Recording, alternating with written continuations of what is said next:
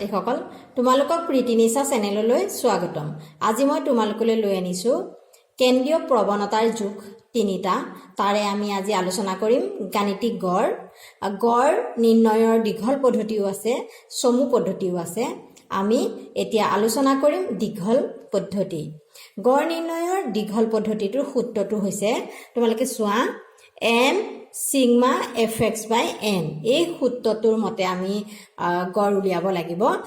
গড় উলিওৱাত সাধাৰণতে আমাক শ্ৰেণী অন্তৰাল, ক্লাছ ইণ্টাৰভেল, বাৰম্বাৰতা, ফ্ৰিকুৱেঞ্চি এই বস্তুটো আমাৰ সাধাৰণতে দিয়া থাকে। ক্লাছ ইণ্টাৰভেলো দিয়া থাকিব আৰু বাৰম্বাৰতা দিয়া থাকিব। এইটো বাৰম্বাৰতাটো হ'ব 4, 1, 10, 12, তাৰ পাছত আহি গ'ল 8, 4, 6, 1, এইটো 6, 1, 2, 1, 0, 1। এইটো হ'ল বাৰম্বাৰতা বা ফ্ৰিকুৱেঞ্চি বুলি কয়। আমাক পৰীক্ষাত সাধাৰণতে এই দুইটা বস্তু দিয়া থাকিব। তাৰ পৰা আমাক গড় উলিয়াব দিব পাৰে, মধ্যমা উলিয়াবও দিব পাৰে আৰু বহুলকো উলিয়াব দিব পাৰে। এতিয়া আমি আজি উলিয়াম দীঘল পদ্ধতিৰে গড়। এই দুটা বস্তু দিয়া থাকে। কেতিয়াবা এনটো লিখাও থাকে, নাথাকিলেও আমি এন মানে হৈছে এইকেইটাৰ ফ্ৰিকুৱেঞ্চি কেইটাৰ যোগফল। এন হ'ল আমি গোটেইকেইটা যোগ কৰিলে আমি এন পাম কি 50। এতিয়া আমি উলিয়াব দীঘল পদ্ধতি। প্ৰথমে সূত্ৰটো চাব লাগিব, কি সূত্ৰ থাকে। সূত্ৰটো তোমালোকে মুখস্থ কৰিব লাগিব। এই সূত্ৰটোৰ মতে আমি উলিয়াবলৈ হ'লে এতিয়া আমাৰ উলিয়াব লাগিব মধ্যবিন্দু। মধ্যবিন্দুটো আমি এক্স বুলি কওঁ, কিয় mid point of the class interval, সেইটো এক্সে সূচায়। এতিয়া আমি ক্লাছ ইণ্টাৰভেলৰ মধ্যবিন্দুটো ল'ব লাগে। সাধাৰণতে মধ্যবিন্দু উলিয়ালে এই দুইটা সংখ্যা যোগ কৰি 2ৰে হৰণ কৰিব লাগে। আমি এতিয়া 65 আৰু 69ৰ মধ্যবিন্দু আমি দুইটা সংখ্যা যোগ কৰি 2ৰে হৰণ কৰিলে পাম 67। আৰু যদি তেনেকৈ উলিয়াবলৈ মন নাযায় বা হাতেৰে হিচাপ কৰিলেও উলিয়াব পাৰিব। মই এইটো টেকনিক শিকাই দিছোঁ।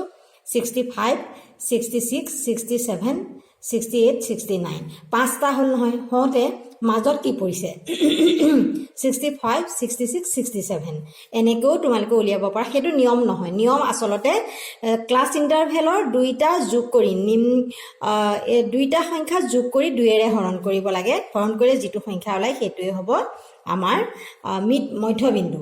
তাৰপিছত ইয়াৰ হ'ব 62, তাৰ পাছত চোৱা 57 হ'ব।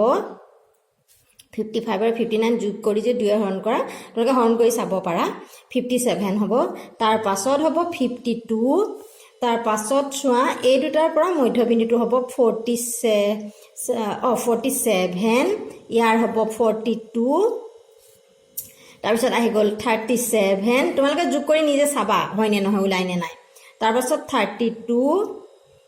তাৰপাছত আহি গ'ল 27, 22, 17 আৰু 12। এই মধ্যবিন্দুটো কেনেকৈ উলিয়ালে তোমালোকে বুজি পালা নহয়। বাৰে বাৰে মই কৈছোঁ যে ক্লাছ ইণ্টাৰভেলৰ দুইটা সংখ্যা যোগ কৰি 2ৰে হৰণ কৰি দিবা, তেতিয়া মধ্যবিন্দুটো ওলাই যাব। তাৰ পাছত আমাৰ এতিয়া আহি গ'ল এইখিনিলৈকে আমাৰ ওলাই গ'ল হয়নে। এই দুটা আমাৰ কুৱেশ্যনত দিয়া থাকিব। মধ্যবিন্দু উলিয়াব লাগে। তাৰপিছত আমাৰ আৰু বাৰম্বাৰতা আৰু মধ্যবিন্দুৰ পূৰণফল কৰিব লাগিব। 67 আৰু 4 তোমালোকে পূৰণ কৰিবা। এডুকেশ্যনৰ অংকত সদায় কেলকুলেটৰ নিবলৈ দিয়ে। কেলকুলেট কৰিবা, কৰি পেলাই পাবা 268। বা যাৰ কেলকুলেটৰ নাথাকে ছাইডত পূৰণ কৰিবা, ঠিক আছে। তাৰপিছত 62 আৰু 1 যদি আমি কৰোঁ 62 হ'ব পূৰণ। তাৰপিছত এই দুটা পূৰণ কৰিলে 5, 7 আৰু 0। তাৰপিছত চোৱা 52 আৰু 12টো পূৰণ কৰিবা। 52 আৰু 12 পূৰণ কৰিলে হ'ব 6, 2, 4। তাৰ পাছত আহি গ'ল 47 আৰু 8টো পূৰণ কৰি আমি পাইছোঁ 3, 6, 8। তাৰ পাছত আহি গ'ল 1, 6, 8। তাৰপিছত আহি গ'ল 2, 2, 2। কেনেকৈ পাইছোঁ গম পাইছা নহয়, এই দুটা পূৰণ কৰিছোঁ। তাৰ পাছত আহি গ'ল 32। তাৰ পাছত চোৱা 54। তাৰপিছত 22। তাৰ পাছত আহি গ'ল 0, কাৰণ 17 আৰু 0 আমি পূৰণ কৰিছোঁ 12, এইটো হ'ব 12। এইটো আৰু এইটো পূৰণ কৰিছোঁ হা, এই দুটা পূৰণ কৰি আমি fx উলিয়ালোঁ। এতিয়া আমি fxৰ মান টোটেল কি কৰিম, আমি এইটো চিগমা fx হ'ব। এইখিনি গোটেইখিনি কেলকুলেট কৰি তোমালোকে এইখিনি যোগ কৰিব লাগিব। যোগ কৰিলে আমি পাম 2410। এইটো হ'ব আমাৰ যোগফল। এতিয়া আমি কৰিব লাগিব সূত্ৰমতে। আমি এতিয়া সূত্ৰটো পাতিব লাগিব। এতিয়া চোৱা সূত্ৰমতে কি আছে, মিন ইকুৱেল চিগমা fx বাই n। এতিয়া চিগমা fx বাই nটো আমি কি পালোঁ, 2410 আৰু n মানে আমি পালোঁ 50। একেবাৰে দীঘল নিয়ম মতে অংকটো গড় উলিওৱা দীঘল নিয়মটো একেবাৰে সহজ। এতিয়া আমি 2410ক 50 আমি যদি হৰণ কৰোঁ তেতিয়া আমি পাম 48.2। তোমালোকে ডাইৰেক্ট কেলকুলেটৰ থাকিলে ডাইৰেক্ট হৰণ কৰি দিবা।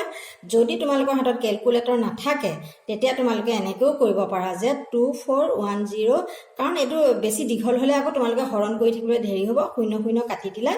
5ৰে ইয়াক যদি তোমালোকে এনেকৈ কৰা, চোৱা 5 4 গুণ 20 হয়নে, 4টো নামি আহিল, 8 5 গুণ 8 1টো নামি আহিল, 8 5 গুণ 40।